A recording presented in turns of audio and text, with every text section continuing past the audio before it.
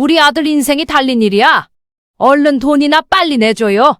81세 할머니가 매일 오후 2시 정확히 499만 원씩 현금을 인출합니다. 한 달간 사라진 돈은 1억 원. 전형적인 보이스피싱 피해자의 모습입니다. 하지만 은행 직원 이은지가 할머니를 몰래 따라가 목격한 장면은 예상을 완전히 벗어났습니다. 돈을 건네받은 범인이 사라진 그 자리에 할머니가 남긴 것은 따뜻한 국이 담긴 보온병과 한 장의 쪽지였습니다. 밥은 굶지 말고 다니렴. 내일은 날이 춥다니까 옷 따뜻하게 입고 나가라. 이것은 범죄가 아니었습니다. 아들을 잃은 어머니가 세상을 향해 보내는 가장 슬프고도 위대한 메시지였습니다. 지금부터 들려드릴 이야기는 당신이 생각하는 그 어떤 결말과도 다를 것입니다.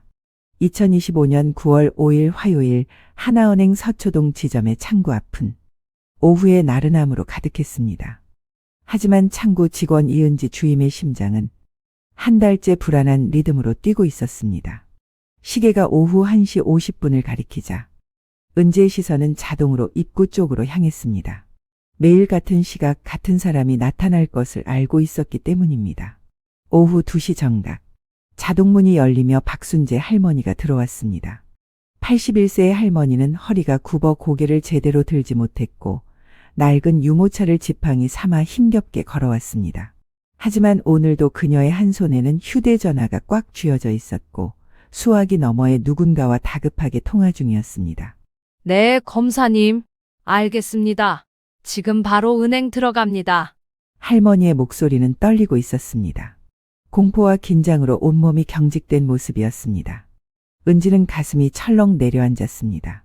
한 달 전 처음 할머니를 봤을 때부터 직감했던 불길한 예감이 매일 현실이 되고 있었습니다. 할머니가 창구 앞에 섰습니다. 통화는 계속 이어지고 있었습니다. 네, 지금 직원 앞에 섰습니다. 499만 원 인출하겠습니다. 은지는 통장을 건네받으며 할머니의 눈을 바라봤습니다. 그 눈빛에는 절박함과 두려움이 가득했습니다. 마치 지금 당장 이 돈을 내주지 않으면 세상이 무너질 것 같은 표정이었습니다. 할머니, 혹시 이 돈 왜 인출하려는? 은지가 조심스럽게 말을 꺼내려는 순간 할머니가 휴대전화를 귀에서 살짝 대며 날카롭게 말했습니다. 우리 아들 인생이 달린 일이야. 괜한 소리 말고 돈이나 빨리 내줘요. 할머니의 목소리에는 다급함과 함께 어떤 절규가 담겨 있었습니다. 은지는 더 이상 아무 말도 할 수 없었습니다. 은행 매뉴얼에는 분명히 나와 있었습니다. 의심스러운 인출이 반복될 경우 경찰에 신고하고 고객을 설득해야 한다고. 하지만 지난 한 달간 은지가 몇 번이나 경고하고 설득했을 때 할머니는 매번 더 격렬하게 거부했습니다. 경찰 부르면 우리 아들 끝장나? 제발 좀 그냥 돈만 내줘요. 은지는 손이 떨렸습니다. 하지만 어쩔 수 없이 현금 499만 원을 세어 할머니에게 건넸습니다. 할머니는 돈다발을 낡은 천 주머니에 급하게 넣으며 다시 전화기에 대고 말했습니다. 네, 받았습니다. 지금 나갑니다. 할머니가 은행을 나서는 뒷모습을 바라보며 은지는 통장 내역을 다시 한번 확인했습니다. 한 달 전만 해도 1억 2천만 원이 있던 통장이었습니다. 평생 시장에서 나무를 팔아 푼푼히 모은 돈이라고 했습니다. 그런데 지금은 499만 원만 남아 있었습니다. 정확히 24번의 인출. 매번 499만 원씩. 500만 원이 되면 금융정보분석원에 보고해야 하는 의무가 생긴다는 것을 교묘하게 피해가는 전형적인 보이스피싱 수법이었습니다. 은지는 컴퓨터 화면을 멍하니 바라보다가 문득 결심했습니다. 오늘은 할머니를 따라가 보기로. 이대로 두고 볼 수는 없었습니다. 범인의 얼굴이라도 확인해서 경찰에 신고해야 했습니다. 은지는 재빨리 점심시간을 이용하겠다고 동료에게 말하고 할머니가 사라진 방향으로 뛰어나갔습니다. 다행히 할머니는 멀리 가지 않았습니다. 천천히 걸으며 여전히 전화를 하고 있었습니다. 네, 지금 공원 쪽으로 가고 있습니다. 네, 아무도 따라오지 않았어요. 은지는 가슴이 쿵쿵 뛰었습니다. 적당한 거리를 두고 조심스럽게 뒤를 밟았습니다. 할머니는 은행에서 도보로 5분 거리에 있는 작은 근린공원으로 들어갔습니다. 평일 오후라 공원에는 사람이 거의 없었습니다. 할머니는 공원 안쪽에 한적한 벤치 앞에 멈춰섰습니다. 그리고는 유모차에서 신문지를 꺼내 돈 봉투를 조심스럽게 감쌌습니다. 수화기 너머로는 계속해서 지시가 내려오는 듯했습니다. 네, 벤치 밑에 놓으라고요? 알겠습니다. 할머니는 신문지에 싼 돈 봉투를 벤치 밑 구석에 내려놓았습니다. 그리고는 반대편으로 천천히 걸어가 30m쯤 떨어진 다른 벤치에 주저앉았습니다. 할머니는 그곳에서 고개를 숙인 채 기다렸습니다. 은지는 나무 뒤에 몸을 숨기고 숨을 죽였습니다. 5분쯤 지났을까? 검은색 후드티를 입고 모자를 깊숙이 눌러쓴 젊은 남자가 나타났습니다. 그는 주변을 재빨리 둘러본 뒤 벤치 밑에서 신문지 뭉치를 집어들고는 빠른 걸음으로 사라졌습니다. 모든 것이 은지의 예상대로였습니다. 전형적인 보이스피싱 범죄의 전달 방식이었습니다. 은지는 남자의 뒷모습을 사진으로 찍으려 했지만 그는 이미 공원 밖으로 사라진 뒤였습니다. 그때 이상한 광경이 펼쳐졌습니다. 돈을 빼앗긴 할머니가 공포에 떨거나 좌절하는 대신 깊은 한숨을 내쉬며 안도하는 표정을 짓는 것이었습니다. 그녀는 휴대전화를 천천히 주머니에 넣고 유모차를 끌며 돈을 놓았던 벤치로 다시 걸어갔습니다. 은지는 눈을 의심했습니다. 할머니는 유모차에서 작은 보온병과 종이봉투 하나를 꺼냈습니다. 그리고는 그것들을 돈이 있던 바로 그 자리 벤치 밑에 조심스럽게 놓았습니다. 마치 누군가가 다시 찾아갈 것을 알고 있다는 듯이. 할머니는 벤치 옆에 무릎을 꿇고 앉아 보온병과 봉투를 정성스럽게 정돈했습니다. 그리고는 작은 쪽지 한 장을 그 위에 올려놓았습니다. 할머니의 입술이 작게 움직였습니다. 밥은 꼭 챙겨 먹고 감기 조심해라. 할머니는 다시 일어나 유모차를 끌고 공원을 빠져나갔습니다. 은지는 한동안 그 자리에 얼어붙어 있다가 홀린 듯이 벤치로 걸어갔습니다. 벤치 밑에는 아직도 보온병과 종이봉투 그리고 쪽지가 놓여 있었습니다. 은지는 떨리는 손으로 쪽지를 집어들었습니다. 할머니의 떨리는 글씨체로 이렇게 적혀 있었습니다. 밥은 굶지 말고 다니렴. 내일은 날이 춥다니까 옷 따뜻하게 입고 다녀라. 어머니가. 은지의 머릿속이 하얘졌습니다. 이것은 피해자가 범인에게 보내는 메시지가 아니었습니다. 마치 멀리 떠난 아들에게 보내는 어머니의 편지 같았습니다. 종이봉투 안에는 손수 만든 김밥과 삶은 계란이 들어있었습니다. 은지는 그 자리에 주저앉았습니다. 도대체 무슨 일이 벌어지고 있는 걸까요? 이것은 범죄인가요? 아니면 무언가 완전히 다른 이야기인가요? 다음 날 오후 2시 박순재 할머니는 어김없이 은행에 나타났습니다. 하지만 오늘은 뭔가 달랐습니다. 할머니의 얼굴은 더욱 창백했고 걸음걸이는 더욱 느렸습니다. 마치 큰 결심을 하고 온 사람처럼 보였습니다. 아가씨, 할머니가 은지를 부르며 통장을 내밀었습니다. 통화는 하지 않고 있었습니다. 오늘은 이 통장에 있는 거 전부 다 찾아줘요. 은지는 통장을 받아들며 잔액을 확인했습니다. 499만 원. 정확히 마지막 남은 전 재산이었습니다. 이제 이 돈마저 나가면 할머니의 통장은 텅 비게 됩니다. 할머니, 잠깐만요. 이건 정말. 은지가 다시 한번 설득하려는 순간 할머니가 은지의 손을 조용히 잡았습니다. 할머니의 손은 차갑고 거칠었지만 그 힘에는 강한 의지가 담겨 있었습니다. 아가씨, 고맙소. 한 달 동안 날 걱정해줘서. 하지만 오늘이 마지막이야. 내가 우리 아들이랑 하는 마지막 통화거든. 아들이라는 단어에 할머니는 유난히 힘을 주었습니다. 은지는 할머니의 눈을 들여다봤습니다. 그 눈빛에는 더 이상 공포가 없었습니다. 대신 깊고 깊은 슬픔과 무언가를 끝까지 해내겠다는 결연한 의지가 자리하고 있었습니다. 은지는 알 수 없는 감정에 휩싸였습니다. 어제 공원에서 본 장면이 머릿속을 맴돌았습니다. 보온병과 쪽지. 밥은 굶지 말고 다니렴. 이것은 평범한 보이스피싱 사건이 아니었습니다. 무언가 더 깊은 그리고 이해할 수 없는 이야기가 숨어 있었습니다. 은지는 손이 떨렸지만 돈을 세어 할머니에게 건넸습니다. 할머니는 돈 봉투를 받아 유모차에 조심스럽게 넣으며 말했습니다. 아가씨, 고마웠어. 그리고 미안했고. 그 말의 의미를 은지는 이해할 수 없었습니다. 할머니는 고개를 숙여 인사하고는 천천히 은행을 나섰습니다.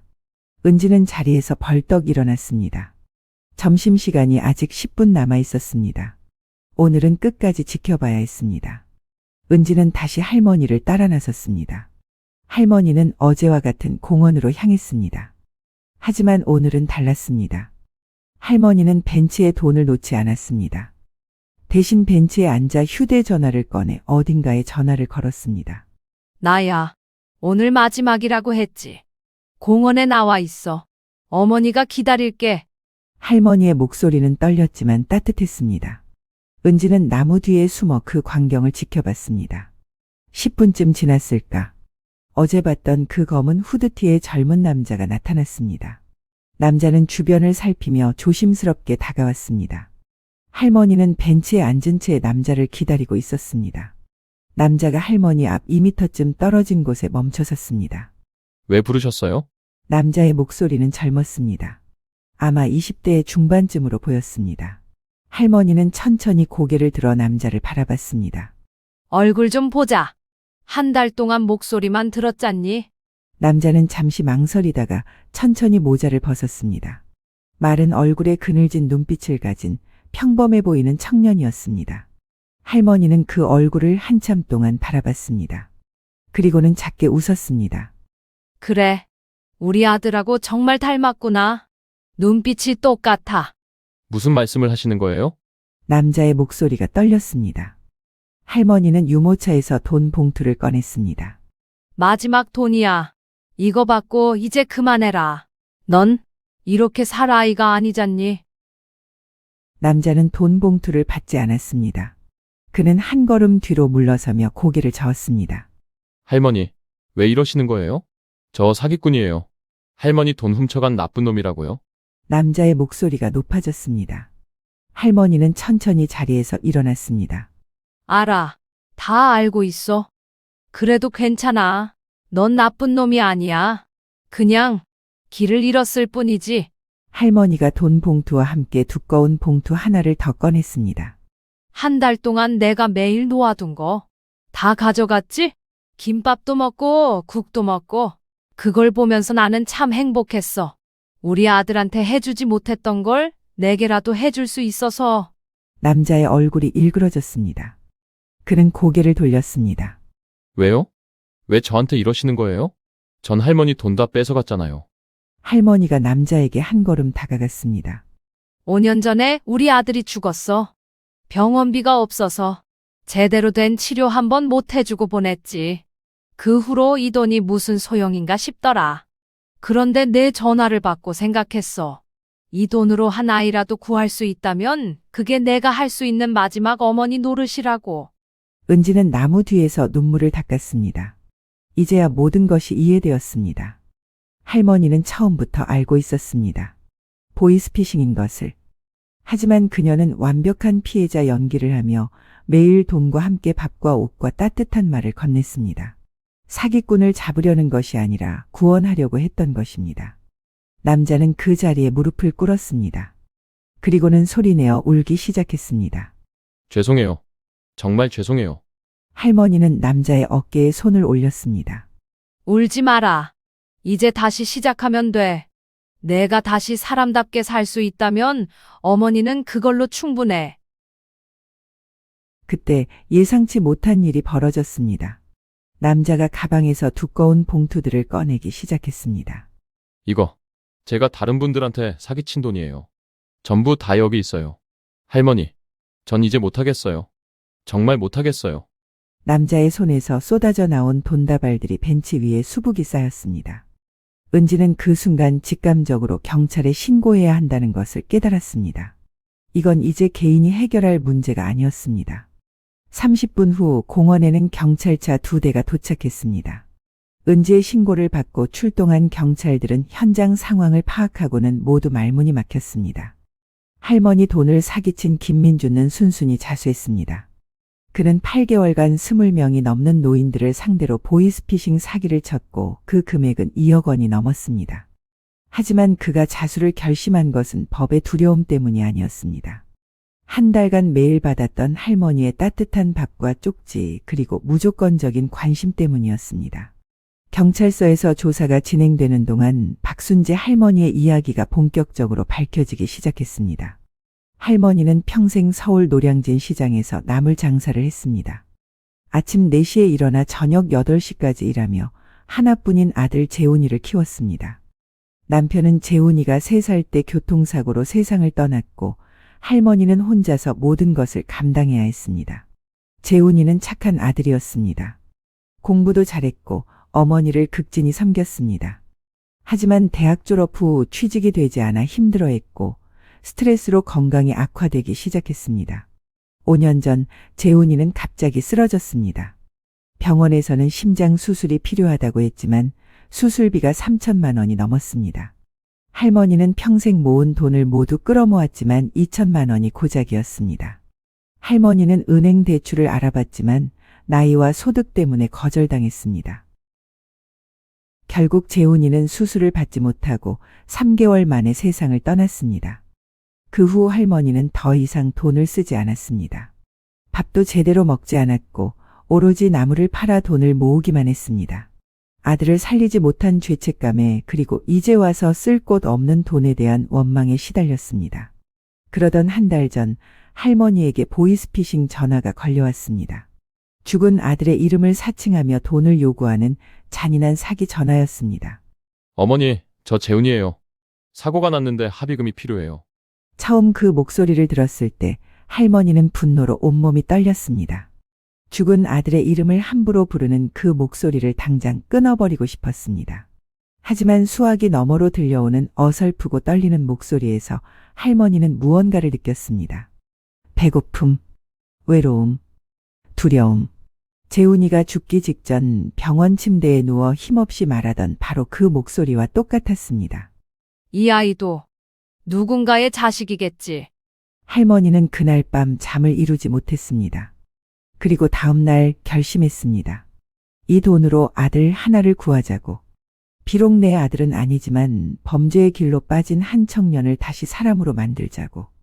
할머니는 완벽한 피해자 연기를 시작했습니다. 매일 499만 원씩 인출에 건네주면서 동시에 김밥과 국과 옷을 함께 놓아뒀습니다. 처음에는 무시되었습니다.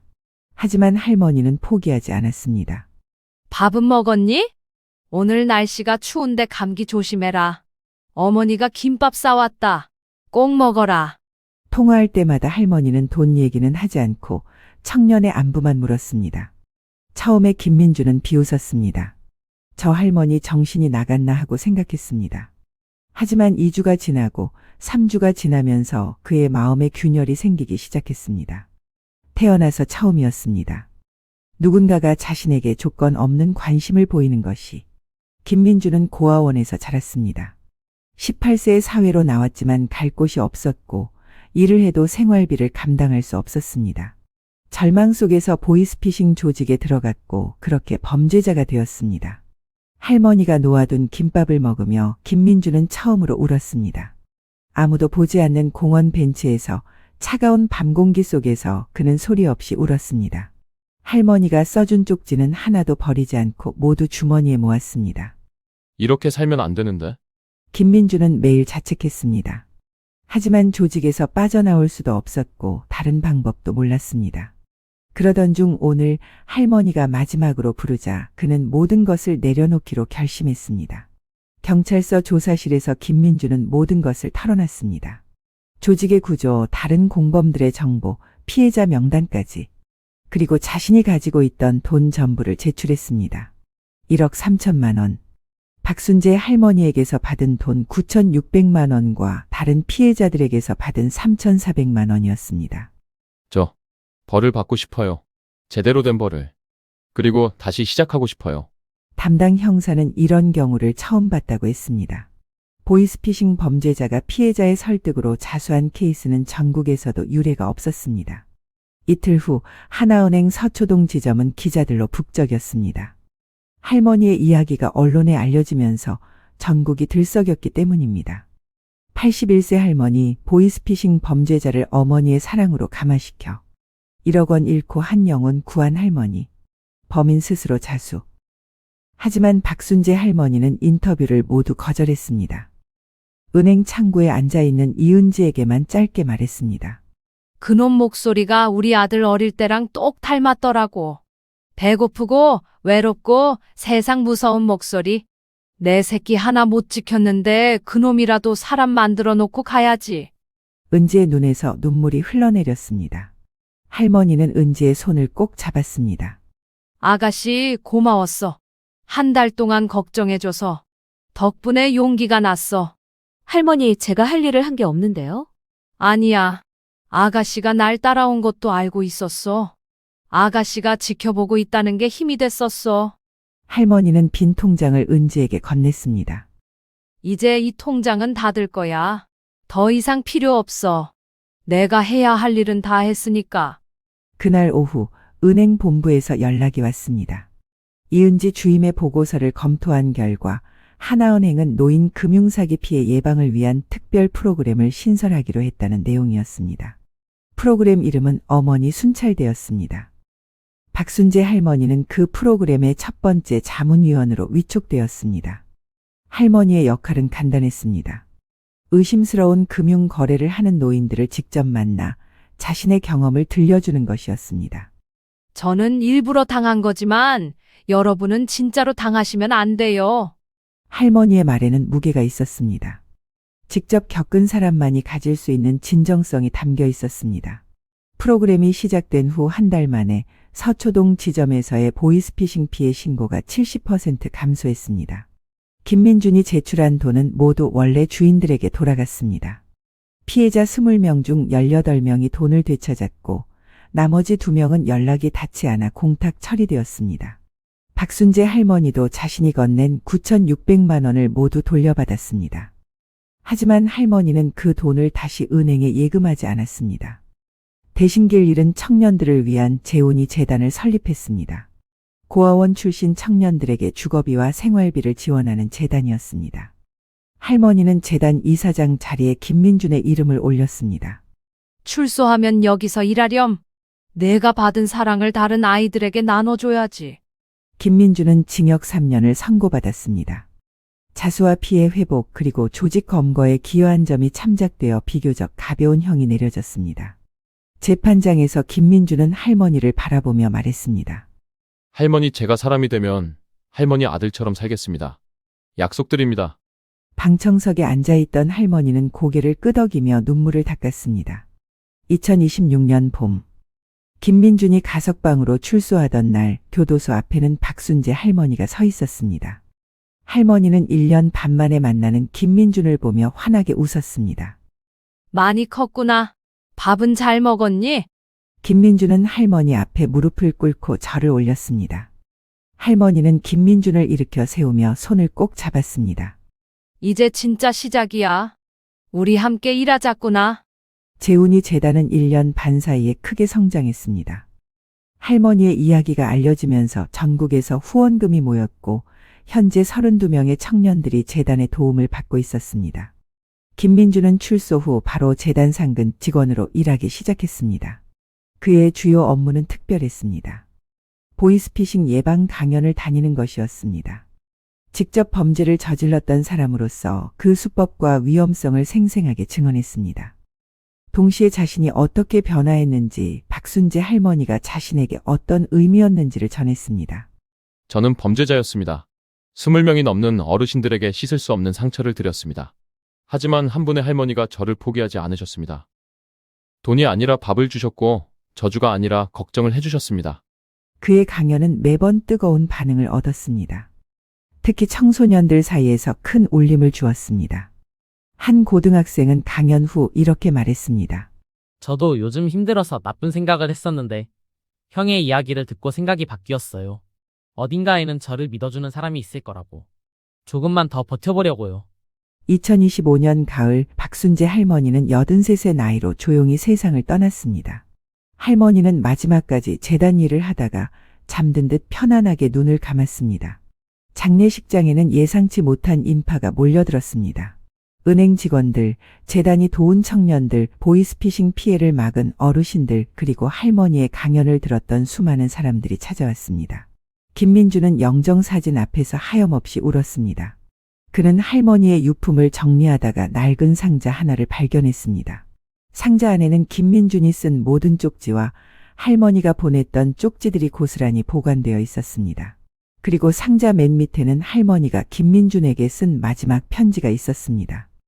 민준아, 이 편지를 읽고 있다면 어머니는 이미 곁에 없겠구나. 슬퍼하지 마라. 어머니는 행복했단다. 내가 다시 사람이 되는 것을 보고 갈 수 있어서, 내가 아이들을 돕는 모습을 보고 갈 수 있어서, 어머니가 못다 해준 사랑은 이제 내가 다른 아이들에게 나눠주렴. 그것이 어머니가 바라는 마지막 선물이란다. 내가 있어서 어머니는 다시 어머니가 될 수 있었어. 고맙고 사랑한다. 어머니가. 김민주는 편지를 가슴에 안고 오랫동안 울었습니다. 그의 눈물은 슬픔만이 아니었습니다. 감사와 다짐이 섞인 눈물이었습니다. 2027년 겨울, 재훈이 재단은 설립 2주년을 맞았습니다. 현재 전국 5개 지점에서 120명의 청년을 지원하고 있으며 김민주는 재단의 정식 이사로 임명되었습니다. 어느 추운 겨울 오후 재단 사무실 문이 열렸습니다. 25살쯤 되어 보이는 젊은 여성이 조심스럽게 들어왔습니다. 저 여기 도움을 받을 수 있나요? 저는 고아원 출신인데 갈 곳이 없어서. 김민주는 자리에서 일어나 그녀를 맞이했습니다. 그리고는 따뜻한 차 한 잔을 건네며 말했습니다. 물론이에요. 천천히 이야기해 주세요. 우리가 함께 방법을 찾아봅시다. 그의 목소리는 따뜻했습니다. 마치 누군가의 목소리를 닮은 것 같았습니다. 그는 젊은 여성의 이야기를 들으며 책상 한쪽에 놓인 박순재 할머니의 사진을 바라봤습니다. 사진 속 할머니는 환하게 웃고 있었습니다. 저녁이 되자 김민주는 사무실을 나서 근처 공원으로 향했습니다. 2년 전 할머니를 처음 만났던 그 벤치였습니다. 그는 벤치에 앉아 하늘을 올려다봤습니다. 할머니, 잘 지내고 계시죠? 저 열심히 살고 있어요. 할머니가 가르쳐 주신 대로 사랑을 나누며 살고 있어요. 차가운 겨울바람이 불어왔지만 김민준의 마음은 따뜻했습니다. 그는 가방에서 작은 보온병을 꺼냈습니다. 그 안에는 직접 끓인 된장국이 담겨 있었습니다. 오늘도 밥 먹었습니다, 할머니. 할머니가 걱정하실까봐 항상 챙겨 먹어요. 그는 보온병 뚜껑을 열어 김이 모락모락 나는 국을 한 모금 마셨습니다. 할머니가 자신에게 처음 건넸던 그 맛이었습니다. 사랑의 맛. 벤치 옆 나무에는 작은 명패가 걸려 있었습니다. 박순재 할머니 추모 벤치. 세상에서 가장 따뜻한 복수를 실천하신 분. 김민주는 벤치를 쓰다듬으며 조용히 말했습니다. 할머니, 저 이제 누군가의 할머니가 되어볼게요. 길 잃은 아이들에게 밥도 주고 따뜻한 말도 건네고. 할머니처럼요. 그날 밤 재단 게시판에 새로운 공지가 올라왔습니다. 매주 목요일 저녁 6시 함께 먹는 저녁 프로그램을 시작합니다. 외롭고 힘든 청년들은 누구나 오셔서 함께 밥을 먹으며 이야기를 나눌 수 있습니다. 조건도 없고 질문도 없습니다. 그냥 함께 먹고 함께 웃으면 됩니다. 이사 김민준. 첫 목요일 3명의 청년이 찾아왔습니다. 그 다음 주에는 7명이 왔습니다. 한 달 후에는 20명이 넘는 청년들이 작은 사무실을 가득 채웠습니다. 그들은 함께 밥을 먹으며 웃었고 울었고 서로를 안았습니다. 그곳에는 범죄자도 피해자도 없었습니다. 그저 따뜻한 밥과 따뜻한 마음을 나누는 사람들만이 있었습니다. 박순재 할머니가 499만 원과 함께 건넨 김밥 한 줄이 이제는 수백 명의 청년들에게 희망이 되어 돌아오고 있었습니다. 그것이 바로 할머니가 원했던 마지막 선물이었습니다. 세상에서 가장 따뜻한 복수, 로 미움을 이기는 것, 그리고 그 사랑이 계속해서 이어지는 것. 이 이야기가 여러분의 마음에 작은 울림이 되었기를 바랍니다. 세상에는 우리가 생각하는 것보다 훨씬 더 많은 따뜻한 이야기들이 숨어 있습니다. 그 이야기들을 찾아내어 여러분께 계속해서 들려드리겠습니다. 채널 구독과 알림 설정을 켜두시면 새로운 이야기가 올라올 때마다 가장 먼저 만나보실 수 있습니다. 여러분의 응원과 기대가 더 좋은 이야기를 만드는 힘이 됩니다. 다음 이야기에서 또 만나요. 그때까지 건강하시고 행복하세요. 감사합니다.